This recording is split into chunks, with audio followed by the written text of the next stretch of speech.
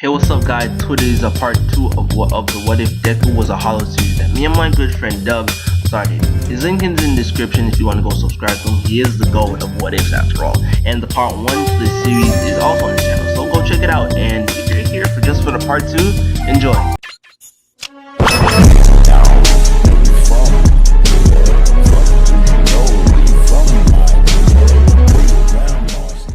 After the fight with All Might, Deku would go home. Fast forward the past few weeks, Deku has been testing out his new powers on villains throughout the city, mercilessly killing ones that he could find to get a better grasp of his powers. One day while Deku was going home, he got a letter from UA, telling him that he got first place in the entrance exam and with 100 villain points and 80 rescue points. This would grant Deku first place in the entrance exam. The next day Deku would go to school. This would play on as regular as the canon, which I'll put a video here, but with a slight changes, or try and alter to it. When Tenya and Ochako would try to speak to Deku, he wouldn't be any shy, but he would sigh out of annoyance, going to his seat, to a window seat and looking outside. As Deku would sit down, Bakugo would look at him, wondering who this is. And with him seeing his characteristic facial features, Bakugo would realize that this is Deku. And with seeing him and realizing who it is, Bakugo would then start to remember about going to Deku's funeral and seeing Deku's body go down into the hole. This would create an internal turmoil in Bakugo. He would think, how is Deku not dead? How is Deku here? How is Deku right in front of him in UA's class? Before Bakugo could go over and question Deku, a sleeping bag would fall in front of the teacher's desk. Standing straight up, it would reveal a face, Aizawa, or the Eraserhead hero. As in canon, Aizawa would welcome them to the hero course and instruct them to put on the school's gym uniform and head outside for the quirk assessment test. With all the students hearing this, they would be in shock. They would be wondering, a test on the first day, what kind of school is this? This doesn't normally happen in all schools, so a test on the first day? This is something that they never experienced, so they would be in shock. Fast forwarding to so we start off with class 1A meeting up for the quirk assessment test, where the class would be judged by their homeroom teacher to determine who is fit for a hero course or not. The first test would be the 50-meter dash, which Tenya Ida, a member of the Ida clan with the engine quirk, would be pumped to do. As Tenya and Atsui got prepared for their race, and with this, Bakugo would be staring at Deku. His thoughts were, where was Deku all this month? Didn't he die by the struggle monster? Didn't I go to his funeral? We turn back to the perspective of Atsui and Tenya. The shoot of the starting gun, Tenya and Atsui would be off. Tenya would use his engine quirk to barrel down the 50-meter track, flying right past the finish line at 3.04 seconds, and Atsui would be hopping behind him, coming in at 5.8 seconds. We fast forward that, and now it's Deku's turn to do the 50-meter dash, with Ochako getting 7.15 seconds, Bakugo getting it at 4.13 seconds, Ojiro getting at 5.49 seconds, Yuga getting it at 5.51 seconds, and Mina getting it at 5 seconds flat. Now we back to Deku. Deku would walk up to the starting line, not getting into a typical running stance, but just standing there with his hand in his pocket. With the shoot of the gun, Deku would seemingly not want to do anything, and with this, he would just walk down the starting line to the end. And unsurprisingly getting the worst time of all this. Bakugo would be irritated by this, screaming at Deku, if you're not gonna try, why are you here? Deku wouldn't take note of this and would just walk back to the group waiting for the next test. We now fast track past the grip test, with Shoji getting the highest score of 540 kilograms of force. To the ball stretch, Bakugo would still be pissed as he tried to figure out how was Deku still alive, and when he watched his body go down, Bakugo would have to ask Deku. We're now moving over to Ubaraka, getting ready to throw her ball. With her swinging her hands and the ball leaving her fingertips, it would flow far and high, but seemingly with no end. With no way of recording how far the ball would have gone, she was granted the infinite range mark, and now the highest mark in ball throw history ever. We now move back to Bakugo. He would get to Deku and started asking him what happened, what happened to him. And with Deku open his mouth for the first time he has been back, he replied he didn't know.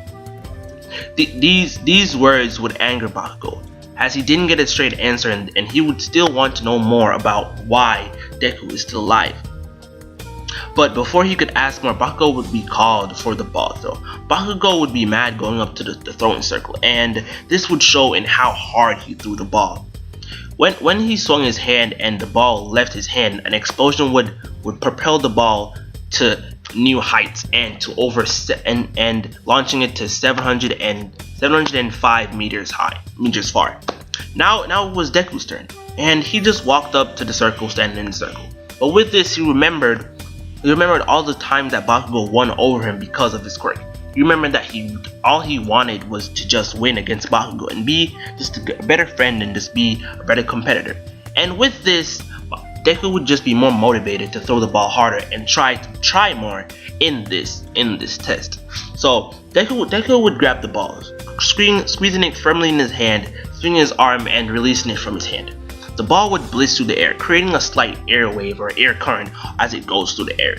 The ball would then lodge itself firmly into Yui's walls, creating a slight crater where the ball was cratered by the wall. After seeing this, Deku would then be awarded the time of 1,003 meters, only stopping because the wall was there. After this, the class was awarded their final results, with Momo coming at first, Shoto coming at second, Bakugo coming at third, Tenya coming at fourth, Tokoyomi coming at fifth, Shoji coming at sixth, Ojiro coming at 7th, Kirishima 8th, Ashido 9th, Ochaku 10th, Koji Koda 12th, Sato 11, Asui 13, Yuga 14, Sero 15, Kaminari 16, Jorio 17, Hakegure 18, Izuku at 19, and Mineta at 20. The reason why Deku would be this far down the list was because he really didn't try on any other tests other than the ball throw, and the ball throw made up for most of his points. The next day, returning back to school, the class would be poised with the task that would decide their future. The task was to choose the class representative, and this was same as canon. They chose Tenya Ida because of his leadership skills and that's how he presented himself. We would fast forward to the Battle Tri arc. After 1A changed into their hero costumes and gathered at Ground B of the trial battle, All Might states that the trial of the battle is the indoor battle. He'd continue to say that they will be split into two groups, heroes and villains, 2-on-2 team battle. All Might then explains the trial. The villains would be guarding a nuclear bomb they intend to deploy, and the heroes must stop their scheme. If the heroes capture the villains or reach to the nuclear core before it runs out, they win. If the villains manage to keep the nuclear core the whole time and they capture the heroes, they win. After everyone is paired up by loitering, encounters the first two pairs in combat. Izuku Midoriya and Mina Ashido will be the first two heroes, and Katsuki Bakugo and Tenya as same thing in canon. All Might then says everyone will watch through the cameras in the surveillance room. Both Katsuki and Tenya would go into the building first. They would start to talk about Deku's quirk and what his quirk could be and how Deku was dead for months. And after 5 minutes, Izuku and Mina would go into the building, which would begin the start of the trial battle. Izuku and Mina would just be walking throughout the building as suddenly Bakugo would ambush them, unleashes the explosion which Deku would quickly dodge, telling Mina to go on as he'll deal with Bakugo. Bakugo would then stop and start asking Deku where he's been for years, why did he lie for dying, and why did he fake his death. Deku, with a non-answering emotionless face, would enrage Bakugo. Deku would be wearing his regular Arrancar clothes, the full white with his sword. Bakugo would now start to be angry and start to shout at Deku, asking him why is he not using his sword? What is his quirk? But Deku would answer, and this wouldn't answer, and this would anger Bakugo more and more. Seemingly giving up on questioning Deku and just wanting to fight, Bakugo would then say that his hero costume and his bracelets store up the sweat in his palms, which would allow him to create bigger explosions. Now that he has stored up enough sweat, Bakugo pulls the bracelet, unleashes a huge explosion that destroys a portion of the building. Deku fighting hollows for months on end would allow him to quickly dodge Bakugo's giant explosion. Deku would then rise up his hands, and with a red ball starting to form in his hand, Deku would say Zero, releasing a giant Zero blast at Bakugo. But he would miss because Bakugo would use his explosions to be more maneuverable and dodge his blast. But the Zero would take out a huge portion of the building. This would destroy most of the beams that on one side of the building. This would cause the building to start to slant down and slide, and this would affect the battle between Mina and Tenya. Tenya would be running, and with the building sliding, he would lose his footing, and that will make Mina capitalize, grabbing the bomb. With her grabbing the bomb, this would get her and Izuku the win. With them getting the win, All Might would then declare that they are the winners. This was a good thing, because if Mina did not grab the bomb, then Deku was ready to pull out his sword, having his hand on his blade when All Might declared that they were the winners. With them winning, Mina would run down, seeing Deku, and instinctively run and hug him.